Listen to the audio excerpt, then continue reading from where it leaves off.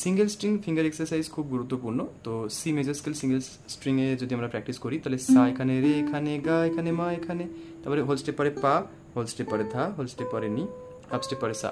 একটা পাল্টা প্র্যাকটিস করতে হবে, অনেকগুলো পাল্টা প্র্যাকটিস করতে পারেন, একটা এখন আমি শেয়ার করছি। সা রে গা মা, ফিঙ্গার ম্যানেজমেন্টটা বুঝুন। 1 3 3 4, রে গা মা পা।